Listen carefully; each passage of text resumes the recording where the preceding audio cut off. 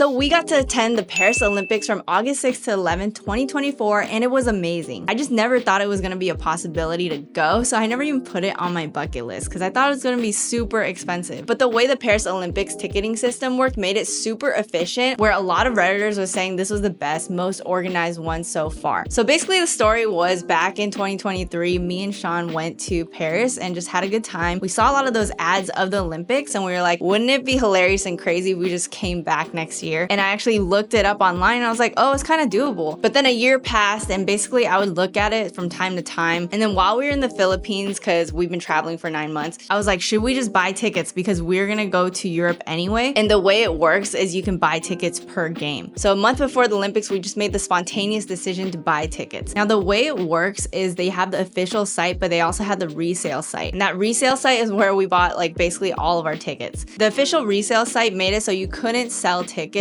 on other platforms and you just had to use the official one. And then there were no markups. So basically you couldn't just buy a bunch of tickets and then try to sell it for more later. So I knew that I was gonna get a good price. And we kind of went not really knowing what to expect. So we didn't buy like extremely good seats or anything like that. We just tried a bunch of different sports. We got to watch 7 different events and attend one venue. So we essentially bought 8 different tickets for the 2 of us. So now I'm just gonna break down the cost of every single day. So day 1, we're already in Zagreb, Croatia. We're actually here right now. We booked about 2 months worth of stay around here. And we basically booked a flight from Zagreb to Paris, which cost $56 for 2 people, which was extremely cheap because there are cheap airlines in Europe like Ryanair that lets you fly for under $50 for a lot of different countries. Now, because we use credit cards strategically, we have lounge access, which is something that I really care about, especially because we travel a lot. It makes flying a lot easier. So we basically relaxed at Zagreb's lounge, got unlimited food and drinks and stuff like that before our flight. And I mean, honestly, that saves on meal costs, right? I don't have to eat lunch. I can just eat there. Now, if you guys are interested in lounge access and stuff like that, I'm gonna link my recommended cards below, especially my favorite travel cards, so you guys can check those out. I personally like the Chase Reserve. That one has been amazing for our travel so far. And that's the one that allowed us this lounge access, but there are a lot of other great ones as well. When we got into Paris, we realized we were flying into a further away airport, so we had to take a bus for $40 to the city center, and then we had to take another Uber for $22. Now, transportation is a lot more expensive in Paris than in a lot of other places in Europe, especially during the Olympics. Like, they definitely had a markup because of it. Now, you guys might be surprised about our Airbnb because our Airbnb was $555 for 5 nights, which is extremely reasonable. This comes out to be $111 per night. And normally, I feel like with these big events, it should be like thousands and thousands of dollars. Like, especially in 2028 for the LA Olympics, I'm pretty sure they're gonna charge crazy amounts for their places of stay. But I don't know why. I guess with Paris, maybe people were newly creating listings and then just trying to be competitive, and they weren't marketing it up like crazy, so it made it pretty reasonable. But our place wasn't that nice. It was pretty small. It didn't even have air conditioning, so we had to open our window for most of the time, which made it fine, but it was totally fine for what we were looking for. We were just making a quick stop over here to check out the Olympics, and I think in the future, if we really wanted some extravagant stay and wanted to get the best seats, now we know what to expect with the Olympics, so I thought this was kind of like a first trial. So for day 1 total, we spent $673. So after we got settled in, basically day 2, we realized that the Airbnb didn't even have shampoo, so we had to go buy shampoo and other groceries, cost about $12. And then we got Vietnamese food for $24. Basically, I was craving Asian food for a while because I'd been in Europe for a long time and I just always crave Asian food, and I knew that Paris had pretty good Vietnamese food, so I was really trying to get that. And then we were heading to the games, but we had to figure out public transportation. I didn't think it made sense to Uber every single place because I knew it was going to be more and more expensive if we did that. And I knew that the Olympics actually had dedicated passes just for this. So they had a 5-day pass for unlimited travel for $68, which normally I think is half the cost, but because of the events, they made it more expensive. But it was still extremely worth it because basically every day you're at those games, you have to travel from stadium to stadium because they're all in different stadiums. So it was about $14 per day for transportation, which initially I thought was expensive, but I realized it was pretty reasonable for the amount of travel we did. Now, the first thing we did was the Concorde Urban Project. Now, this is a project in the Olympics that was new. It was like the skateboarding, BMX arenas, as well as breakdancing. They had like a lot of these different shows. So I thought it was like a good introduction getting into the Olympics because we were just coming in. We wanted to get settled. So it was $56 for our 2 tickets. And honestly, looking back, I don't think we needed to buy those tickets. It was okay. It was really hot that day and we tried to sit in one of the shows and I just thought it wasn't worth the sunburn, so I decided not to stay there. So honestly, I probably would skip next time if they ever had something like that. And they actually have a lot of free stuff, like free events and things like that throughout the city, which I'll talk about later because I found out about those things later. Now, another good thing about being in Paris for the Olympics is there's so much sightseeing you can do anyway during the downtime. So basically during the downtime, we went to La Madeleine Church, which was free, it was beautiful, and it was just right next to the Urban Project, so it was really convenient. And then we had Chinese food at Snack World for $25, which honestly tasted so bomb. I think I just really missed Asian food at that point. And then like random things, like Sean got a macaron for $3, ice cream for $4, we got some waters for $1. And then we went to weightlifting, which was extremely fun. It was only $56 as well for our 2 tickets, and we got to see this intense battle between Romania and China. And China actually got an Olympic record at the game that we were watching, so that was like extremely exciting to see. And then we got to see the medal section of, you know, them getting the medals, the first place, second, and third, and I didn't even know that was gonna happen, so I was just really excited. So that was one of my favorite events, and if I were to go back to the Olympics, I would say weightlifting is probably one of the most underrated and most fun to watch. So total, we spent $318 for day 2. So now we're moving to day 3. We got to watch Taekwondo, which was again only $56 for 2 of us. Now I wasn't really that into it, but while we were walking to Taekwondo, I was refreshing the official resale ticket page because people sometimes sell their tickets during the event, and the Olympics was actually releasing new tickets every single day. So then when I refreshed, I saw that the boxing tickets were actually available, so I decided to buy them for $240 for 2 of us, and this was another medal session event, which was exciting. Now the Taekwondo event is funny because I didn't know that I actually booked the wheelchair tickets, which was really annoying that I bought that because basically they had us wait for a long time so that we could switch with someone else. And I thought that I had been checking for wheelchair accessible, but I guess I didn't for these, and I accidentally booked those tickets. So we basically had to switch seats where we were obstructed with our view, and it was kind of annoying, but it was okay because I wasn't really that into the sport anyway. And then afterwards we got Chinese food at Lim's Kitchen for $44. Now since we had a lot of downtime, I decided to look on TikTok, and I found out that there was this place called Parc des Nations, and basically a lot of these countries had their own house that you could hang out at, and a lot of them were free, some had an entry price. So we decided to check it out, and I'm so glad we did because it was really fun. We went to the Taiwan booth and got like a free ice cream, and some of them did have a really long line. For example, I wanted to go to Brazil, which was right next door, but the line was like super out the door and I didn't want to wait in the heat. So we decided to walk through Slovenia's as well as South Africa's, and then we ended up at Club France, which was like extremely poppin', obviously because it's the Paris Olympics, but the area was like really big and there's a lot to do. And I told Sean that at Club France I wanted to watch a game with people. Turned out I went to like the biggest viewing party that I've ever seen. There were just so many people, everyone was sitting watching the game, cheering, and it got really intense at the end. France basically ended up winning, so everyone was singing the songs, and Sean and I would just look at each other like, wow, we're really here for the Paris Olympics and we get to experience this, and it's just like a memory that I'll never forget. Afterwards we got dinner at Hanoi Time for $30. I know we've been getting a lot of Asian food. And then we headed to our late 9:30 boxing game, so that was the one that we bought tickets for same day, and we ended up being seated with a bunch of French people, which is extremely exciting because the last round had a French boxer trying to go for gold. Unfortunately he lost, but it was really fun to kind of cheer with people on the side. So with that event we got to see men's and women's boxing, and for men's boxing Uzbekistan got gold and then China got gold for women's boxing, and it was really interesting seeing China win a lot of the events that we were attending. And overall for this day, like I realized that I don't really like watching combat sports as much as some of the other sports at the Olympics. So I think next time if I were to do it again, I probably wouldn't watch boxing and Taekwondo. I think this is probably better suited for people who are passionate about those sports, and it's just, I guess it's just not me. So for day 3 we ended up spending $370, and again like I mentioned, this doesn't include the Airbnb because I already covered that on day 1. Now let's go over day 4. For day 4 we watched wrestling first. This was $57 for 2 people, and Sean actually used to be a wrestler, so he really enjoyed this one. But this one was one of those like qualifying matches, so this wasn't actually a medal session, but it basically had 3 rings, and we got to see the competition on each different ring. So if you finished watching one, you could just look at another ring and see how they're doing on a different one. So they had men's and women's both fighting. I would say out of the combat sports, wrestling was probably the most fun to watch. Then later we found out that USA was competing in a lot of the other games that we were watching, so I was extremely excited because when you book the tickets you don't know who's gonna end up being in those finals, and because USA was gonna be in those, I wanted to buy a flag. So this was like a whole journey because actually buying flags was kind of complicated. Like I was trying to find them in different souvenir stores and they weren't available until I looked on Reddit and I found out that there's some souvenir stores near the Louvre that was selling flags. So we decided to trek 30 minutes away from where we were supposed to go just for me to get that flag, and Sean was like, do you really need to do this? But it turned out to be like a good decision because I thought it was more fun waving the flag while we were cheering for the team. So Sean also got an Olympic shirt, and the shirt and the flag cost $29 total. And another thing, if you bought the shirt at like the official kiosks, it would have been 30 euros. So going to a souvenir store and buying it there was actually a lot cheaper, and it was still the official merch. So if you end up going to the Olympics in the future, you should definitely try to go to like a souvenir store or something like that if you want the official merch,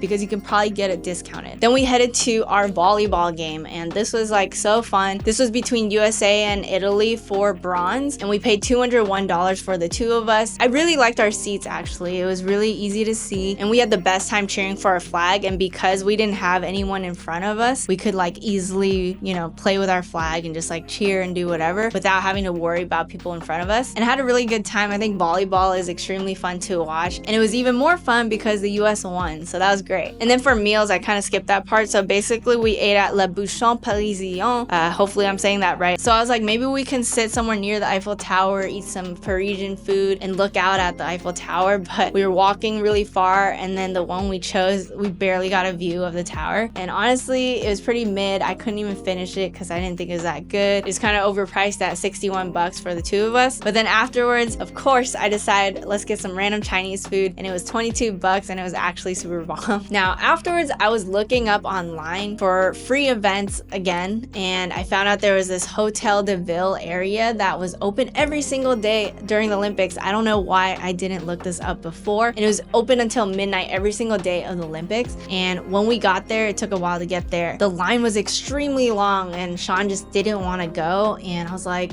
maybe we should go. I think we should go. It turned out to be a good idea to go because the line moved actually pretty fast. And then when we went, it was actually this open space with 2 screens so you could watch the game, and then a DJ playing in the middle. It was extremely fun. So on the side, they were watching, I believe, the France versus Belgium game for women's basketball. And obviously for France, they're gonna be cheering like crazy again. So we would kind of bounce back and forth with the game and then going dancing and stuff like that. The DJ was actually really good. I paid about $19 for a beer, and I was just like having a good time at the different areas, and I think Sean felt that like it was a good decision. It was really fun, so I'm really glad I discovered that, and I wish I found out about that beforehand. But honestly, every single day had different events that we were doing, like Parc des Nations or sightseeing and stuff like that, so I think we used our time wisely. Now if you guys are doing the Olympics in the future, definitely look out for free events that might be happening around the city, because there's probably gonna be something. It's gonna be super lively and fun. So for day 4, we spent $390 total. Now on to day 5, we watched table tennis for $154 for the two of us. Our seats were pretty bad, to be honest, for this one, and I kind of wish I bought better seats, but when I talked to Sean about it, we're like, we had no idea what to expect. We didn't even look at the seating chart. We were just buying for different sports so we could experience it and see. And honestly, when reflecting, like, this is the better way, right? Now I know what sports I like to watch and how I should do it in the future. With this game, South Korea had a huge win over Germany. Like, every single match was just like obliterate. So honestly, I do like watching the games where it's a little bit closer. Then we ended up taking some pictures with the Eiffel Tower because I was like, hey, the Eiffel Tower has those rings. That's never gonna happen again, those Olympic rings. So I was like, maybe we should take a picture with that. And a lot of people were taking pictures with it at night with the whole sparkly look, because at night they have like little light shows on the Eiffel Tower, and we didn't have time to actually do that, but I think we got some really nice pictures there. And then for lunch and dinner, we spent about $45 for like kebabs as well as Chinese food again. And then we spent about $35 for Ubers, which honestly we didn't have to, but I was getting extremely tired at that point. So you guys don't even know, like, I have pretty bad insomnia sometimes, and especially during the Olympics when things are lively and I have to wake up at a certain time, my sleep was getting wrecked. So I wasn't sleeping enough. It was pretty hot, and we were walking basically 20,000 steps every single day. So I was definitely tired. So we decided to do Ubers instead for some of the trips instead of the public transportation that we already had unlimited pass for, but honestly it was worth it. And then we headed to our final event, which was women's soccer. It was $189 for two of us. This ended up being a huge match, and I'm so grateful I got to see it because this was USA versus Brazil. I was lucky enough that USA was playing this game, and the stadium was packed with about 50,000 people. But it was so hot that I got water for $7, which normally wouldn't be worth it, but there it was totally worth it. Whoever didn't get shade there, I feel so sorry for them because it was extremely hot that day. It was burning. It was so hyped though. USA won, and every single time, you know, you're like anxious because every single goal matters matter so much with soccer. But that makes it more fun, and it was great to kind of see the flags raised, and then you hear the Star Spangled Banner play, and I was like, wow, I get to experience this moment. Because with volleyball, yes, USA played, but they played for bronze, so I'm not gonna be able to hear the song, right? But for this one, it was for gold, so it's so cool to actually see that. And then afterwards, when the game ended, people were like partying on the streets, a ton of Brazil flags and shirts, as you can see. And then we wanted to head to basically like the after parties, but it wasn't really an after party, but it was the most sought after game, right, that people were trying to watch. It was a men's basketball game, USA versus France. I didn't even know basketball was gonna be that hype, that I didn't even think about buying tickets. Like, I actually didn't want to buy basketball tickets, but looking back, I probably should have bought tickets, but whatever. So we thought we could watch the game at Hotel de Ville, the place with the viewing screens and DJ and stuff like that, but it was so crowded. When we got off the metro, the whole street was packed. You basically couldn't get in. And then we were like, maybe we should just go home. So we were trying to go home, but then streets were blocked off because of the marathon. And I was like, what marathon is going on right now? But I guess this is like part of the Olympics where anyone could join, and it just went all over Paris. And I think people were actually getting pretty annoyed, and I was getting pretty annoyed because I was trying to get to different places and I couldn't. As we were walking, like, my feet were hurting so bad. I saw on the right, hey, they're broadcasting the game